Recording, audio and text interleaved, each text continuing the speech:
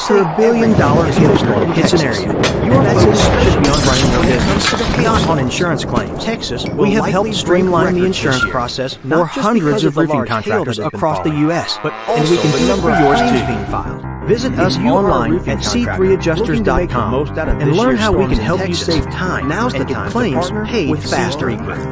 We'll take on your large loss claims to save you time. Good afternoon, everybody. This is meteorologist Frank Gaetano here from the Hail Palace for your 12 p.m. daily hail forecast, brought to you by our sponsors, the C3 Group and the Merlin Law Group.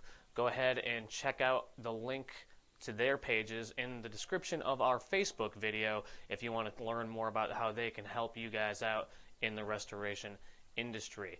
We got a couple things to talk about today. The first thing I'm going to go over is the number 9 on our list of the top 10 hailstorms of 2018. And the second thing I got to go over is a possible hail risk for later this week. We'll get into that in just a minute, but let's get into the stuff that we talk about every video. Make sure you download our app so you can watch the videos on our app. You'll see the lightning bolt in the lower right-hand corner of the screen. If you click on that, it'll open the video in the right-hand corner of your screen. And if you click on that, it'll enlarge it, and you turn your phone sideways, horizontally, to get the full HD screen version.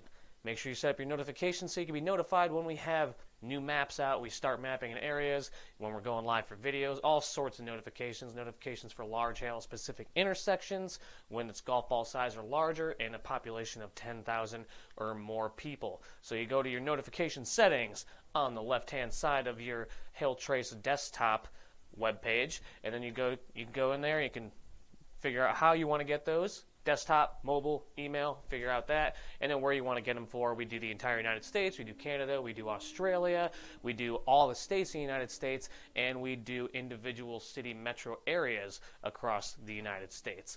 So let's get into number 9 for our top 10 hailstorms of 2018. This one is going to be the College Station map with Huntsville and Caldwell, Texas in there as well from March 18th, 2018 up to softball size hail fell in Caldwell, Texas, which is not a huge town, but there's enough people there. It damaged a lot of stuff. It was a pretty high impact event for that town, and we had 2 storms impact the College Station area.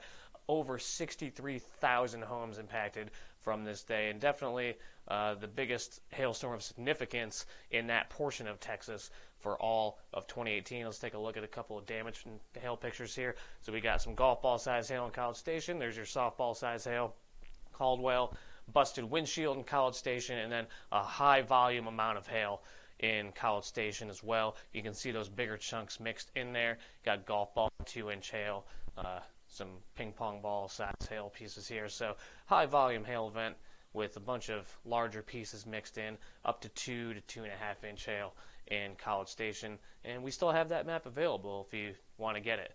So let's get into the forecast. Nothing to talk about today. No hail expected. We go into tomorrow, same story, no hail expected. But if we jump into our 5-day forecast, brought to you by the C3 Group and the Merlin Law Group again, thanks guys, we will show you today, tomorrow, nothing. But wait a second, what's this? Whoa, a hail risk for Friday? You got to be kidding me. We haven't seen that in a while. I have our 3-star chance below 5% because we still got a couple of days to see how this goes and see more accurately predict what kind of hail sizes we're talking here. Right now I'm saying up to $half size hail.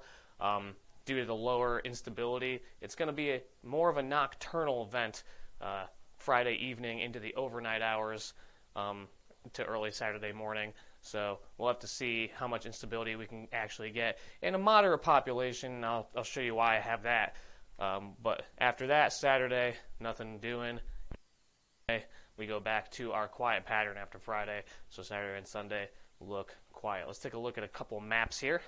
Here's a map of the 500 millibars, upper level.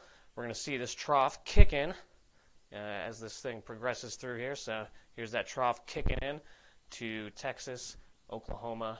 So dipping down real far south. Wherever you see those blues mixing in, this is really going to be your hail producing factor, as these cold temperatures aloft as this trough moves in. So these cold temperatures, this is up to like negative 25 Celsius. So down to about negative 25 Celsius in portions of that. And you can also see these wind barbs, the wind speeds increasing out ahead of that too. That should help in producing the lift for these elevated thunderstorms. Not too much of a wind threat, it looks like right now. It looks like mainly a hail threat. So we'll need to see how big that hail can get. But we're looking at those cold temperatures. That's about 18,000 feet up in the atmosphere, which is a prime location for those cold temperatures to be. And we're also going to look at the moisture map here for the area. We're going to see these dew points, a lot of moisture advecting in, and then as that trough sweeps through, you see that just sweep it off the coast, sweep through the Gulf, and that's when we go back to that really quiet and colder pattern. We're going to see a chilly pattern over the next couple weeks here, folks. So where is this going to be for? Here's my preliminary forecast. If you're ready, boom. That's right. I included the eastern portions of the DFW metro. So that's your moderate population here. If this speeds up, that might, kind of take this out of here and move it further east.